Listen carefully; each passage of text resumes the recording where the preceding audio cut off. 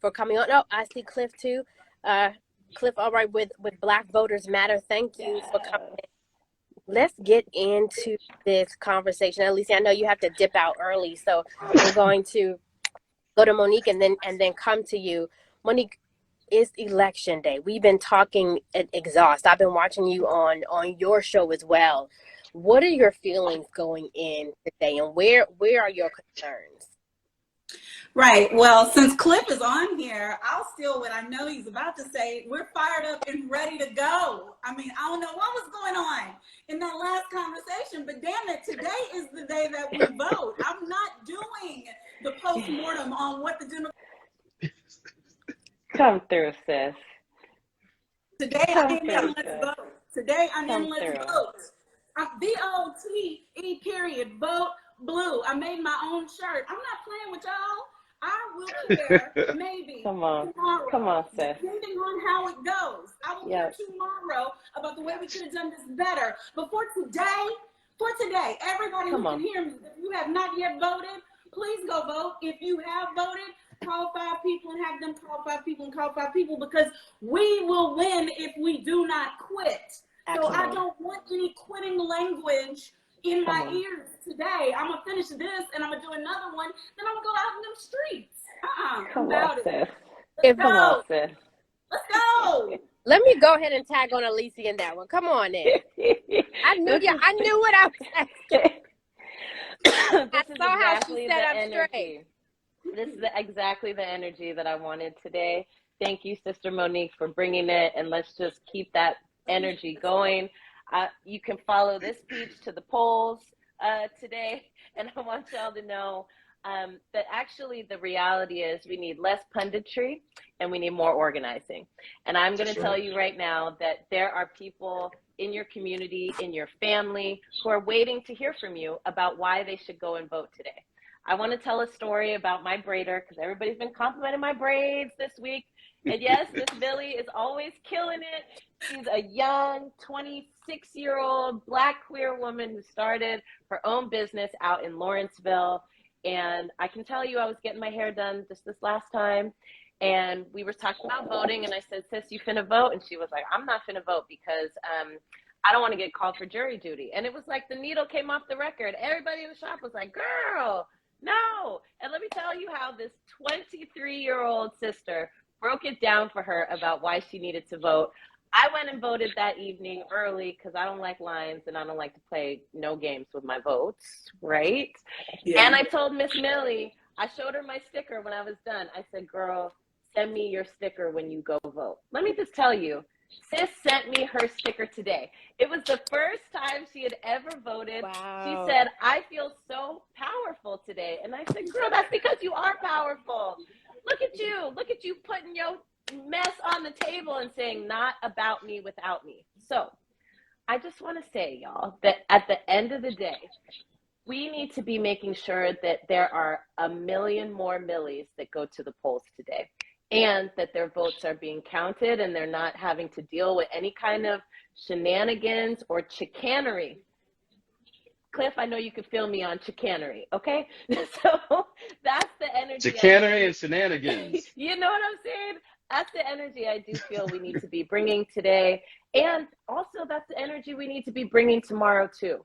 I'm not entertaining any narratives about what Black people didn't do, should have been doing. We doing all the work that we're supposed to be doing. And the fact of the matter is, right, they are working overtime to keep us from being powerful. So our job today is to go to them polls and get everybody we know to go to them polls. And our job tomorrow is to talk to our people about the next steps in our organizing. I'll just share you a little bit on our next steps. Tomorrow, we're going to be announcing $2.5 million in grants that we are moving for Black civic engagement organizing post-election. That's the energy we need right now. And I'm happy to say that a few of those groups are partnered with Black Voters Matter. So that's that on that, y'all. I love it. Thank you so much for that. I do want to defend my brothers a little bit, because we did start this conversation a little late today just because of the reception was crazy at the White House with Dr. Greg Carr, who came with it and was straight out the vote. But I did want to ask him that, and here's why. because I'm also here in the White House. So sometimes when I'm talking to elected officials or when we have a White House briefing, honestly, that is some of the questions that I'm pressing, because sometimes it goes down to, where are you putting money in Black communities? What are you saying? So I do have, I feel y'all. I know where, but I don't know. Actually, no, we're not going to have a briefing today. But I'm going to be doing a couple of interviews and kind of hammering down on where people's focus and attention and what you're saying, because I've also run into those who are saying, I want to vote. I'm not sure if I want to vote. I'm not hearing the message that I want to hear. Like, well, what difference does it make? And we can state the difference. I can go down the list of things that this administration has done. I can go down the list, right? And we've seen it even with the appointment of Ketanji Brown Jackson to the Supreme Court. We can talk about the child tax credit. We can talk about PPP, which was a little bit of a fail when it came to the Black community. But the list of accomplishments with everything that this president had against him, with the cinema and with the mansion, I mean, it's been bonkers that anything's been able to get. And yes, we still have things that need to be accomplished on the table. Yes, we do care about that. But I agree with you. Today, we have to get out the vote. If you're in this comment and you voted already, I want to know. If you did early voting, let us know. Say down below what you did. Are you going? Are you not going? I hope I don't see any I'm not going in there, because Monique gonna come for you. Cliff, tag team, come on, brother, come on in this. Come on in What's this. up? Tell us what you're doing here on the ground. Thanks for joining. Hey, well, as you might be able to tell, and we have been rolling through North Carolina. Let me first say hello to my sisters, both Monique, Alicia. You know, I can sit here and listen to them talk all day, and I'd be good. So what's up, I know, y'all? it's a move. That's right. And yeah, no.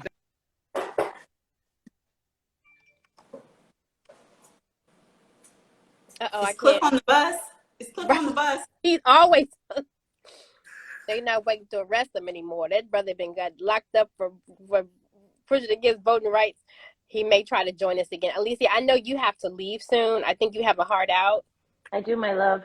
Okay, but let me just say before I let you go, thank you for the work. And I want to bring you back to talk about the report that the Black Futures Lab had done and really looked at who's been voting. One thing before you leave out that was interesting to me is that those who are thinking about, you're watching this and you want to participate and you want to become a leader in your community, it is so important that you touch the people in the community, because one of the things that your report found was, left or right, that about a third of the people that you talked to that were young folk had not had anybody reach out to them, which is why it's important that, like we always do, have the message in our mouth if local leaders are not.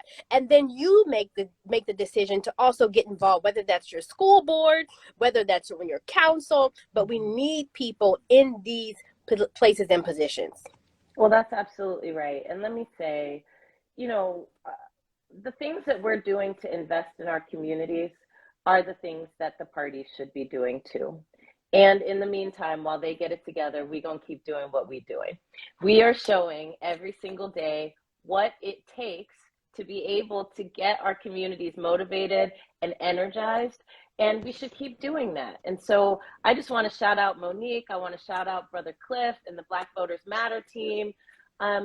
It is about us. And you all gave us not only that language, but that framework to keep rolling, no matter what these other people are doing. We already know they don't know how to do what we do.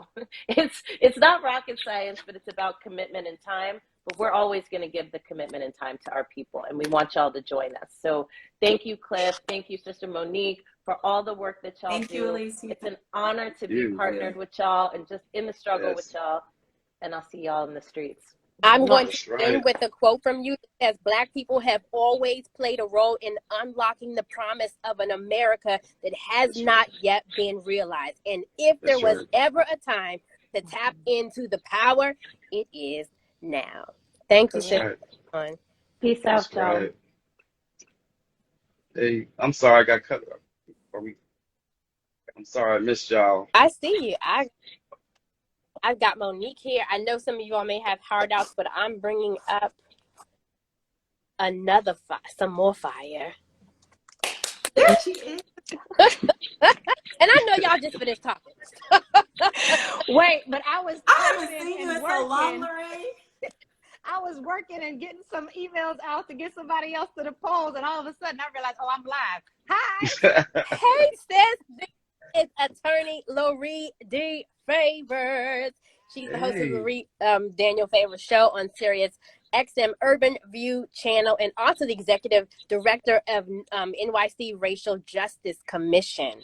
Oh, well, let me just be clear. I'm a commissioner on the Racial Justice Commission for NYC Racial Justice, but I'm actually the executive director at the Center for Law and Social Justice at Medgar Evers College. Yes. I apologize for that mix-up. Thank you so much, sis, for coming on.